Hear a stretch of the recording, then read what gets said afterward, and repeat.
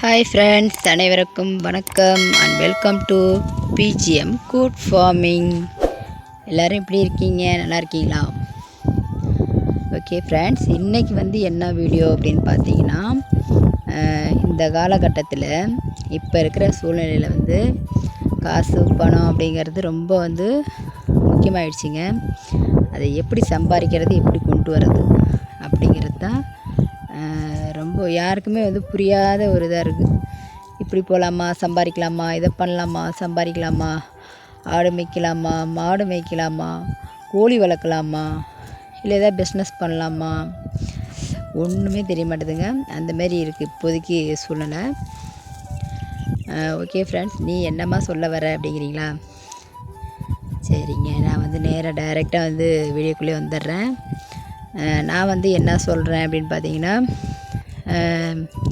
இப்போல்லாம் பார்த்திங்கன்னா நிறைய படிச்சுட்டு, அதாவது பிஇ படிச்சுட்டு, இல்லை பெரிய பெரிய போலீஸ் வேலைக்கெலாம் படிச்சுட்டு போலீஸ் ஆஃபீஸர் வேலையில் இருக்கிறவங்க கூட இப்போ அந்த வேலையை ரிசைன் பண்ணிவிட்டு கூட இப்போ நிறைய பேர் ஆட்டு பண்ண வைக்கிறாங்க. வசதி இருக்கிறவங்க பெரிய லெவலில் செய்வாங்க. ஏன்னா இப்போ ஆட்டில் இப்போ இறைச்சிங்கிறது ரொம்ப நிறைய பேர் விரும்பி சாப்பிட்றாங்க. இறைச்சி தேவைங்கிறது ரொம்ப அதிகமாக இருக்குது. கோழி இறைச்சி, ஆட்டு இறைச்சிங்கிறது எல்லாமே விரும்பி சாப்பிட்றாங்க. அதனால் எல்லாருமே இப்போ பார்த்திங்கன்னா ஆடு வளர்க்குறதுல ஒரு ஆர்வமாக இறங்கிட்டாங்க. அதில் நீங்கள் இருக்கப்பட்டவங்களாக இருந்தால் பரவாயில்ல, ஒரு பெரிய லெவலில் செய்யலாம். நல்லா ஷெட் அமைச்சு, பரண் அமைச்சு, ஒரு நிலம் இருந்துச்சுன்னா அவங்களுக்கு தேவையான தீவனங்கள்லாம் வளர்த்து அந்த மாதிரி பண்ணலாம்.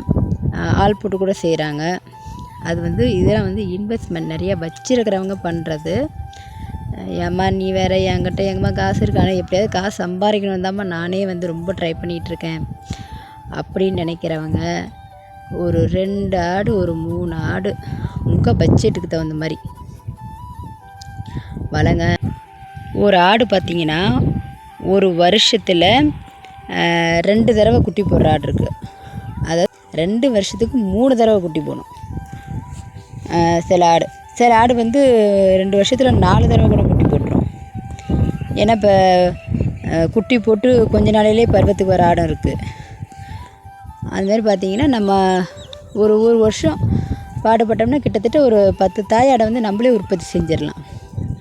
அதாவது இப்போ ஒரு ஆடு ஃபஸ்ட் டைம் ஒரு குட்டி போடுதுன்னா, அந்த ஆடு செகண்ட் டைம் ஒரு குட்டி போட்டு தேர்டாக சினையாக இருக்கும்போது அந்த ஃபஸ்ட்டு போட்ட குட்டி பார்த்திங்கன்னா பருவத்துக்கு வந்துடும். இந்தமாரி ஈஸியாக நம்ம ஆடுகளை பெருக்கிடலாம். அதனால தான் ஃப்ரெண்ட்ஸ் சொல்கிறேன், பார்த்திங்கன்னா ஆடு வளர்க்குறது ரொம்ப ஒரு கஷ்டம், அதிகமாக அமௌண்ட் செலவு பண்ணணும் அப்படின்லாம் நீங்கள் நினைக்க வேணாம். ஒரு நல்ல பருவத்துக்கு வர மாதிரி ஒரு 5000 சொல்லிட்டு ஒரு 2 ஆடு பிடிச்சிக்கலாம். இல்லை இன்னும் உங்கள்கிட்ட எக்ஸ்ட்ரா காசு இருந்துச்சுன்னா ஒரு 4 ஆடு பிடிச்சிக்கலாம். பிடிச்சிட்டு வளங்க, நிறைய காசு சம்பாதிக்கலாம். All the best. ஏதோ ஏமா நீ ஆடு மேய்க்கிற, நீங்களே ஆடு மேய்க்க சொல்கிறீ அப்படின்லாம் நினைக்காதீங்க. இப்போ பார்த்தீங்கன்னா ஆட்டில் தான் அதிக லாபம். நம்ம பார்த்திங்கன்னா 0% தீவன செலவில் நம்ம ஆடு வளர்த்துட்ருக்கோம். ஆட்டுக்கு ₹1 கூட நம்ம கடையில் காசு போட்டு தீவன செலவுன்னு எதுவுமே பண்ணுறதில்ல. ஃபுல் அண்ட் ஃபுல் மேய்ச்சலில் ஒரு நாளைக்கு 2 டைம்ஸ் நம்ம மேய்ச்சலில் விடுறோம் ஆட்டை. நம்மளும் படிச்சுட்டு பட்டதாரியாக இருந்து ஆடு மேய்க்கிற ஒரு பெரிய ஒரு டிகிரி முடித்த பட்டதாரி தாங்க நானும். ஆடு வளர்ப்பில் ரொம்ப இப்போ கரெக்டாக சொல்லப்போனால் இப்போ ஒரு வருஷமாக ரொம்ப இன்ட்ரெஸ்டடாக நம்ம ஆடு வளர்த்துட்ருக்கோம். நம்ம பார்த்திங்கன்னா ஆடு மட்டுமே வளர்க்கல, நம்ம பால் மாடும் வச்சுருக்கோம். இருந்தாலும் பால் மாடில் அதிகம் ஒன்றும் எங்களுக்கு ஒன்றும் லாபம் தெரியல. ஏன்னா எங்கள் மாடில் அந்தளவுக்கு ஒன்றும் பால் கறக்காது, கம்மியாக தான் கறக்கும்.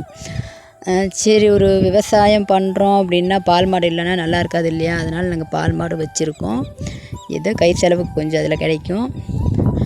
அப்புறம் விவசாயமும் பார்க்குறோம், கோழியும் வளர்க்குறோம். கோழியில் அப்பப்போ ரெகுலராக 5000 10,000 அந்தமாரி மாத கணக்கில் அப்படிலாம் நம்ம விற்பனை செய்கிற அளவுக்கு நம்மள்ட்ட கோழி இல்லை. நம்ம பார்த்தீங்கன்னா கை செலவுக்கு எப்போவாவது யாராவது கோழி வேணும் ரொம்ப அர்ஜென்ட்னு சொல்லி கேட்குறப்ப நம்ம வந்து கொடுப்போம். கோழி வச்சுருக்கோம். இதெல்லாம் வந்து நம்ம வந்து ஒரு விவசாயம் நம்ம பண்ணிகிட்ருக்கோங்க.